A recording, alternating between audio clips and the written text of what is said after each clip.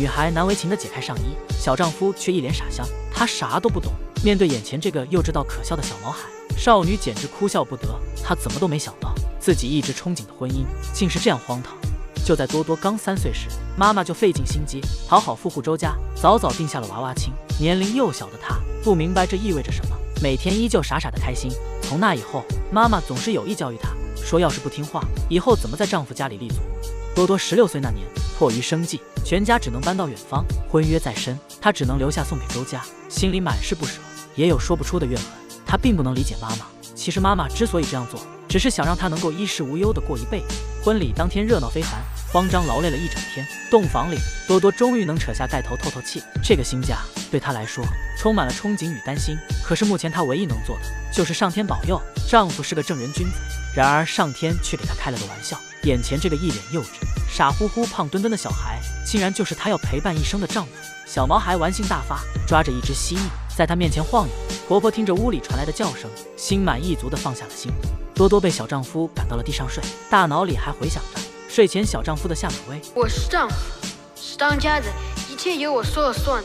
事已至此，她试着做个听话懂事的好媳妇，无奈婆婆却处处嫌弃，只因婆婆要孙心切，怪罪多多的肚子一直没有动静。可小丈夫每次都不通人事，多多只能把委屈憋在心里。这天，婆婆匆匆赶来，我儿子说他给你栽下的种子有一大箩筐，够你给我生10000个孙子了。明显小毛孩满嘴瞎话。之后，婆婆就把他锁在屋里，说只有肚里有了货才能放出去。多多听到有人窃窃私语，透过窗户纸才看到，原来女佣怀上了长工的孩子。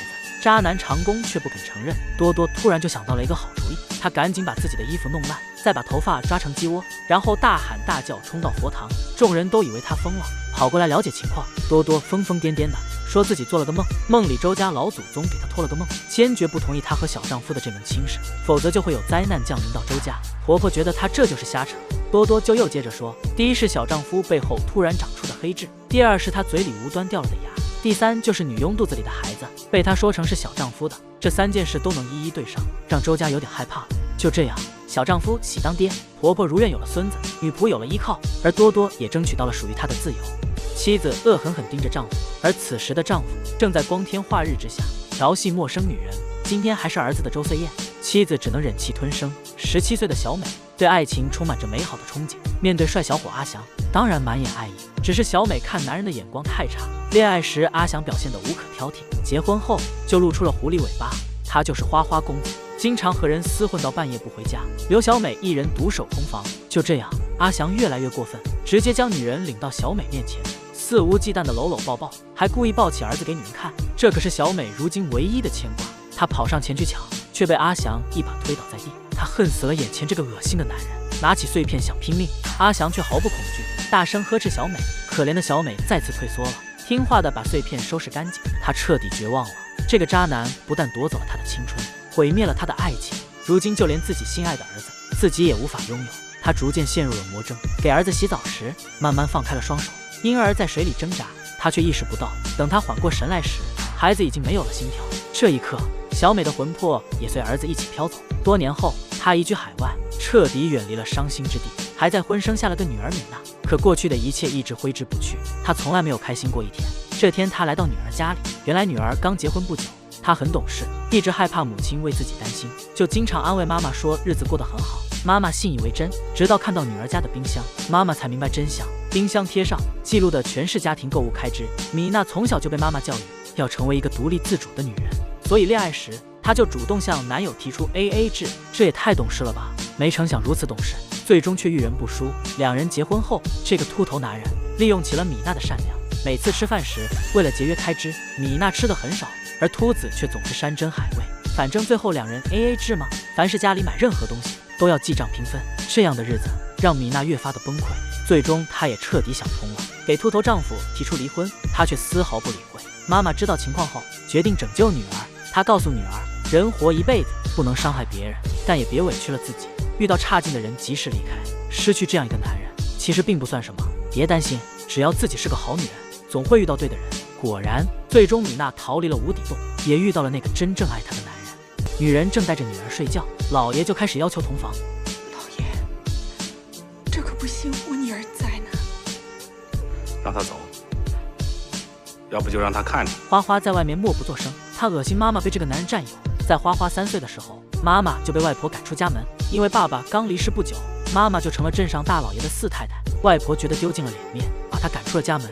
从此花花就跟着外婆生活。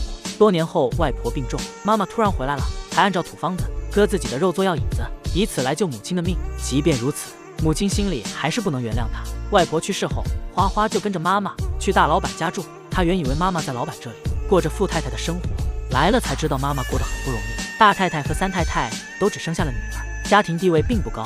家中真正的女主人是2太太，就因为她有一个儿子。见到花花，2太太假装好意关心，还摘下脖子上的珍珠项链给花花戴上。妈妈连忙拒绝，挡不住2太太执意要送。花花觉得心里很感激。此时的她压根不懂什么叫人心险恶。回家后，妈妈让她摘下项链，她死活不肯，直到项链被妈妈砸碎的那一刻，她才明白一切都是假的。